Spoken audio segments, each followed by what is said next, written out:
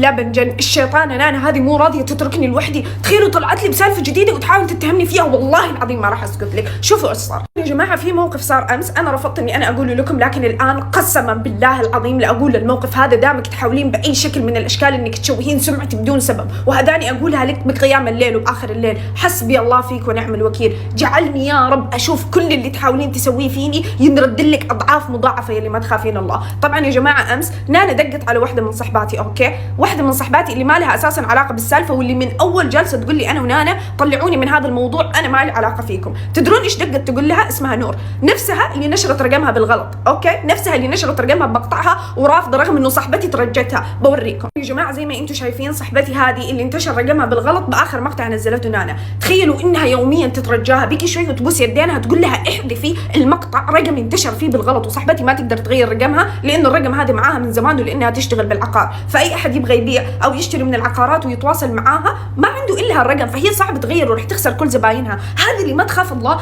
تقرا رسائل صاحبتي وما ترد عليها. تخيلوا مو بس كذا، نانا بعد ما كانت تتجاهل طلب صديقتي المتكرر بانها تحذف اخر مقطع لها لانه رقمها انتشر فيه بالغلط، دقت عليها فجاه امس وتدرون ايش قالت لها؟ قامت تتبكبك عندها وتقول لها بعدي عن تالا لانه تالا انسانه مو كويسه. تالا حذفت قناتي بالبرنامج الاحمر اللي هو مصدر رزقي. يلي ما تخافين الله، يلي ما تخافين الله، جعلني اشوف فيك يوم اليوم قبل بكره. يا جماعه الانسانه هذه اقسم بالله انا ما استبعد انه هي قفلت قناتها بنفسها علشان توهم الناس اني انا قطعت مصدر رزقها وتسوي كذا بدون سبب. انا هذا اللي بيجنني، قلبت بدون سبب. تخيلوا طبعا هي تقول كذا لصاحبتي، اوكي، امس بنفس اليوم اللي على اساس انه مصدر رزقها تقفل فيه فتحت بث وكانت الابتسامه شاقه خياشيمها، مو اخر اذنها، خياشيمها كانت شقتها، وطبعا كانت طول البث تتكلم عني.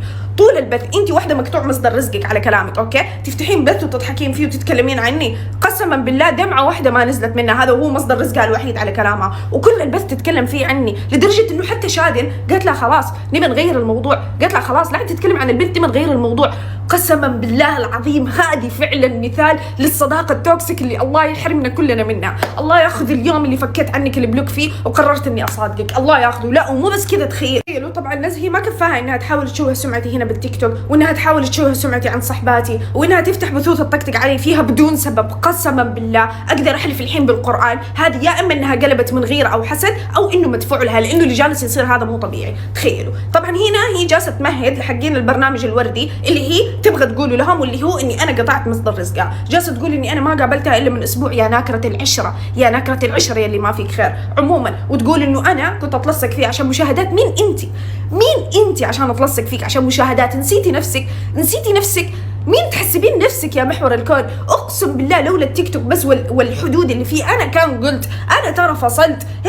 هذه مين تحسب نفسها يا جماعه؟ هذه فيها بلا بمخها. لا وتعالوا اكمل لكم ايش قالت. تعالوا رجعت تقول اني انا كنت اهددها واني انا قلت لها بقفل كل حساباتك يا كذابه. انا اتحداك الان تثبتين اني انا قلت هالشيء لو برساله او بفويس او باي شيء اللي ما تخافين الله. انا انسانه اخاف الله، انا انسانه اساسا خلقه مغتربه وعايشه لوحدي وابوي متوفي وعندي ألف مشكله ومشكله احاول اقطع رزقك. ليش اللي ما تخافين الله؟ تقول اني انا قلت كذا صح؟ اتحداها تثبت لك 5 مليون درهم يا كذابه يلي ما تخافين الله، يلي ما تخافين الله. تخيلوا وطبعا بعد كذا ورتهم انه قناتها قال لك متقفله وانه نفسيتها متازمه. قسما بالله انه هي اللي قفلت قناتها بس علشان تخليكم تقلبون علي بعد ما شافت الكل قالب عليها. قسما بالله لانه ما في احد تتقفل قناته ومصدر رزقه امس ويطلع امس بنفس اليوم وهو كاشف ويجلس يحش بصاحبه يلي ما فيك خير يا الكذابه. وتخيلوا شوفوا ايش تقول، جالسه تقول اني انا كلمت مصممين ينزلون عنها بشكل مو كويس، ولما شافت مصممين يسووا كذا بدات تسوي الريبوستات المسيئه.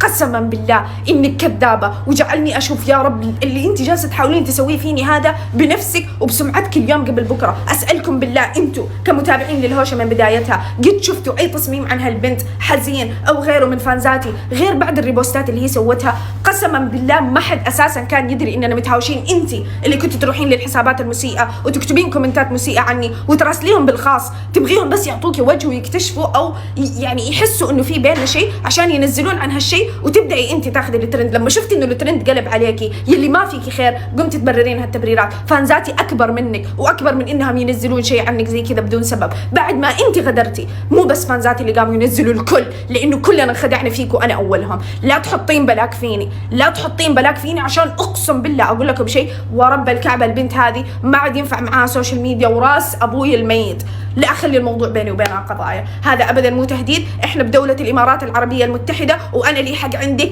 انت الى الان تكذبين، الى الان تحاولين بكل الطرق تشوهين سمعتي، الى الان تحاولين تطلعيني انسان سيء بدون سبب. قسما بالله قسما بالله لاخذ حقي منك بالدنيا لو ادفع ما ورائي وما امامي، وبالاخره اقسم بالله. شوفوا الكذابه، هذه اخر رسائلنا قبل ما نتهاوش، اوكي؟ حرفيا هذه اخر رسائلنا، كلها كلام حب وكذب منها. وين التهديد يا كذابه؟ وين التهديد يلي ما تخافين الله؟ وينه يلي ما تخافين الله؟ وينه ورينا التهديد. بالله مو طبيعي يا جماعه، خلاص انا بنجن الله. وينه يلي ما تخافين الله؟ وينه ورينا التهديد. بالله مو طبيعي يا جماعه، خلاص انا بنجن، اقسم بالله بنجن. البنت هذه غدرت فيني بدون سبب، وللان مصره انها تشوه سمعتي بكل مكان قدامكم. ولما شافت انها انحشرت وان الكل كشف كذبها راحت للبرنامج الوردي، قفلت قناتها عشان تقول اني انا قفلتها وانا قطعت رزقها. جالسه تكلم صحباتي تقول لهم عني كلام مو كويس عشان يتركوني. شيطان تعبتني، ما عاد عرفت كيف اتصرف. شيطان اقسم بالله لو ايش ما تقولين من كذب لا اطلع واحشرك عشان الكل يعرف حقيقتك اللي ما تخافين الله. واتحداك للمره الثانيه والمليون تثبتين للكل اني انا كنت اهددك باي طريقه كانت، او اني انا حاولت اقفل مصدر رزقك. اللي ما تخافين الله، يلي ما تخافين الله، يلي ما تخافين الله. حسبي الله فيكم ونعم الوكيل.